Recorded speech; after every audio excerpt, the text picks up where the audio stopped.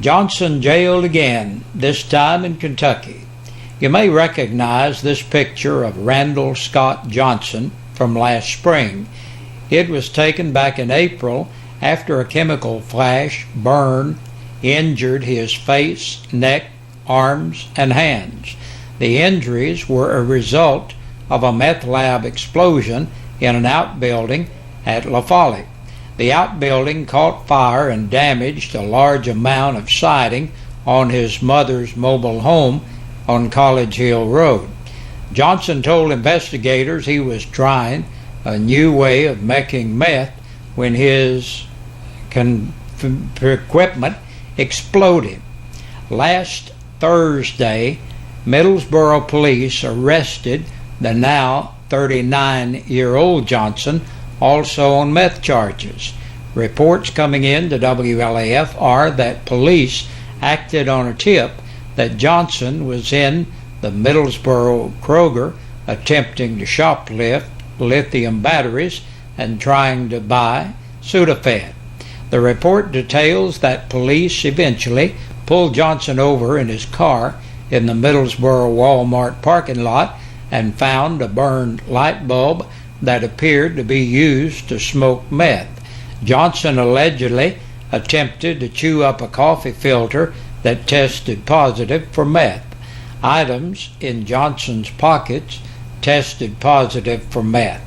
He was taken into custody and remained in the Bell County Jail at Pineville under a $10,000 bond. Among Johnson's charges are tampering with evidence and possession of a controlled substance. Campbell High's rise among the state's best football teams continue. In the latest Associated Press poll, Campbell climbs to 7th, while Oak Ridge drops to 10th. Campbell County entered the poll for the first time in its 39-year history last week at number 9. Campbell defeated Oak Ridge 27-14 last Friday night at Dossett Stadium.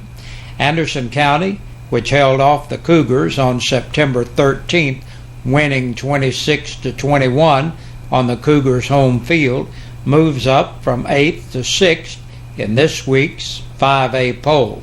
Campbell, 6-1, visits Gibbs Friday night at Corrigan. WLAF has the coverage coming up for you. Coach Brian Miracle, one of the coordinators of Fields of Faith, stopped by WLAF today with information. Hello, my name is Brian Miracle. I'm the FCA sponsor at Campbell County High School and assistant baseball coach. On October 9th, 2013, we'd like for you to join us at Campbell County Fields of Faith at Campbell County High School football field. We have Inky Johnson, former Tennessee Volunteer. We have Colin Glory, a featured artist on K-Love Radio. And we have coaches' testimonies and student testimonies. We'd love for you to join us on tomorrow night. Fields of Faith is Wednesday. You won't want to miss the 3rd annual Murder Mystery Dinner Theater presented by the Campbell County High School Theater Arts classes. Tonight at 6:30 in the school cafeteria, Mrs. April Taylor's culinary arts classes will serve a meal as Mrs. Billy Joe Ralston's theater arts classes perform Who Poisoned His Meatball. Tickets are $10 each and include both the performance and the dinner. State cross-country championships are for the taking for local runners. Campbell County is sending 3 runners to next weekend's state cross-country meet at Knoxville with Macy Caldwell, Riley Faulkner, and Abby Foster in the mix. Championship possibilities loom for these elementary school student athletes.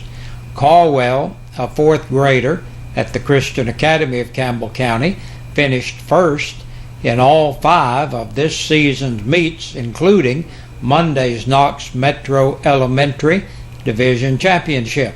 She came in first yesterday out of a field of 298 girls and will compete in next weekend's on the 19th, the state cross-country meet at Victor Ash Park in northwest Knoxville. Caldwell was ahead of the pack, like in many of her races, and finished with a time of 6:10. Another Campbell Countyan, Abby Foster, who is homeschooled, is also on her way to the state meet. Foster finished 14th in Monday's event. Campbell County is also represented in the state cross-country championships in the boys division. Riley Faulkner of Jacksboro Elementary School ran a second-place time of 5:40 yesterday afternoon, coming in 6 seconds after the winning runner. Job seekers may get no-cost expert advice every Tuesday in October at Roane State Community College's Clinton Higher Education and Workforce Training Facility. A job search boot camp is held from 3:30 to 5:30 on Tuesdays, October 15th, 22nd, and 29th at the facility at 214 Nave Street. That's near the fairgrounds. Anyone's invited to stop by, complete a sample job application, go through a mock interview, have their resume reviewed, and get feedback and job search advice from Roane State career experts. If you missed today's search boot camp, here's a number to call for more information. Call 865-354-3000, extension 4764. That number again is 865-354-3000, extension 4764. WLAF would like to welcome a business to downtown La Follette in East Tennessee boat and truck repair with Josh Goins and Janelle Everett, the owner-operators. They're located in the old BP Wayne's Gulf Station on North Tennessee Avenue, and it's grand opening time for them, and they welcome everyone to stop in and visit and get ready. Get you a quote on the next mechanical or detailing need. Josh has over 15 years experience in auto and diesel engine repair and worked on vehicles all around the world by way of providing services as a merchant marine. Among his many customers is one you may have heard of, the Star of Knoxville Riverboat. Josh says he's open 24 hours a day. He explains that there are times when your vehicle may break down and it's not business hours or on the weekends and you may need it quickly. In those cases, just phone and Josh says he'll get you back on the road or on the lake. Grand opening special right now is boat and RV winterization. Take it to him, or if you need, he will assist you and come pick it up. And Josh is proud to notify everyone to expect his best rate of $40 an hour. Chilly Willy breezed through the morning, leaving behind cooler, drier air. Our Tuesday today opened in the 40s, the coolest morning of the fall season so far. It was a rather chilly wait at the bus stop this morning. You won't need your jacket right now, as we're under a sunny sky with temperatures in the 60s. But Josh will have full weather later after the news. And the Campbell County School Board will meet tonight at 6 o'clock at the courthouse. WLAF will bring you the details of that meeting tomorrow. And that's our news for this Tuesday. We'll be back in a minute with a press release from the Sheriff's Department. And 8 people have been booked into the Campbell County Jail in the past 24 hours. Timothy Scott Comer, age 30, of Lewis White Lane, La Follette, for violation of probation. 38-year-old Siglo Gray Jr. of Sharp Circle, La Follette, entered the jail to serve court-imposed time. Sandy Annette Martin, 38, of Speedwell, for DUI, violation of the driver license law and violation of the Tennessee financial law.